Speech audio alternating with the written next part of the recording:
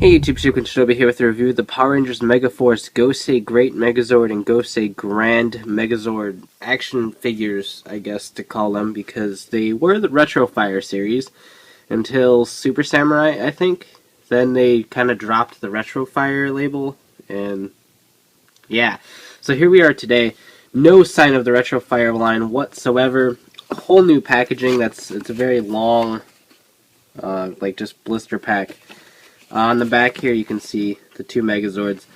Interesting to note is that the prototype of Gosei Great has a lot more paint than the actual one does, and has a little bit more of a stylized head. The wings are a little bit bigger. Particularly down here there's more paint too. Gosei Grand didn't seem to change too much. A lot of its paint detailings are still there, and it's actually fairly accurate to the prototype. But anyway, it comes with two power cards. Gosei Great obviously comes with the Gosei Great Megazord card. Gosei Grand Megazord comes with the Gosei Grand Megazord card. What a surprise. So let's go ahead and do that in the Gosei Morpher.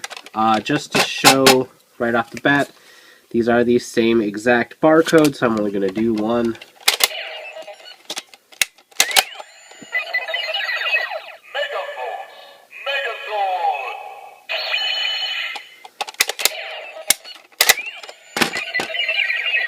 Megaforce, Megazord, because that's what they want to do with these cards. So we got P11 and P15, so we're getting quite the mass amount of cards. So here we are, it's about a 5-inch action figure, so here it is next to a figure art, so you can see they're about the same scale. And it's not too much different than what we were used to with the Retrofire line, however, they did up the quality quite a bit with these. Particularly in the articulation. Before with the Retrofires, we always had arm articulation that was spotty. Either there was no elbow joints, only one arm had an elbow joint, or something really crazy stupid like that. But these are actually kind of pretty much full-fledged action figures. We've got a rotation, a little swivel right up here, a single elbow joint, head is on a ball joint, so you got quite a bit of movement up there. A typical pin swivel joint right there at the hip, and a single joint right there at the knee. Then you got a little bit of foot movement down here. So the articulation is finally caught up with the line in the fact that it's actually a full-fledged functioning action figure that's got just as much posability as the 4-inch figures.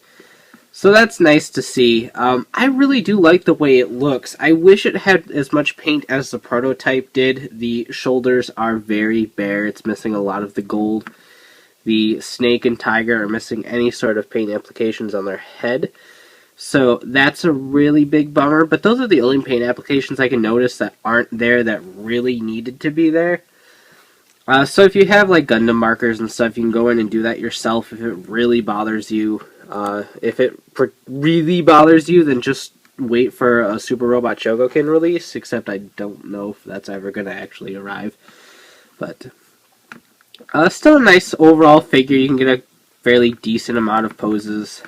I like the fact that the wings are plugged into the actual Phoenix and Shark Megazords, so they aren't a hindrance to the posability at all.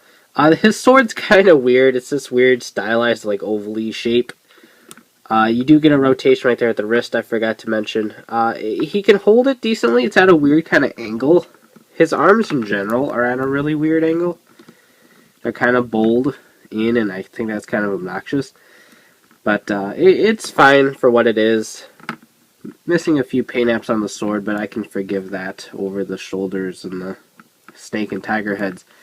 So pretty cool figure overall. Obviously not painted at all on the back, but that's Bandai of America's thing. So yeah, Gosei Grand comes with no weapon because he has none. He never has a weapon at all. He just punches things.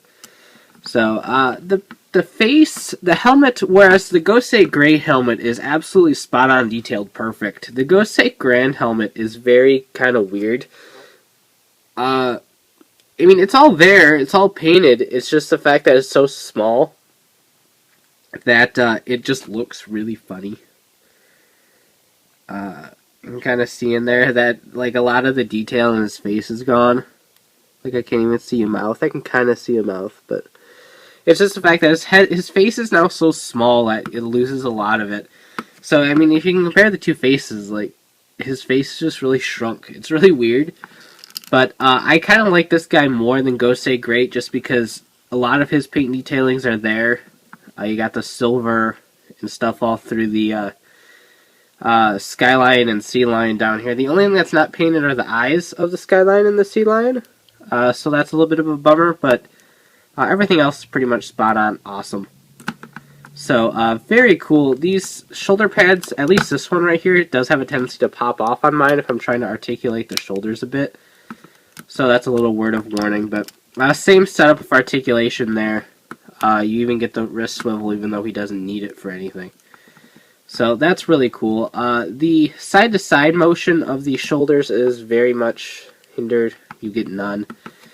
Whereas here you had a tiny bit, but still didn't really have too much. So there you go, stumble, woo. So, very cool. There is no sort of mix and match capabilities with these unless you, like, break the figure. And I wouldn't recommend doing that. You can swap shoulder pads, I guess, but that'd be weird.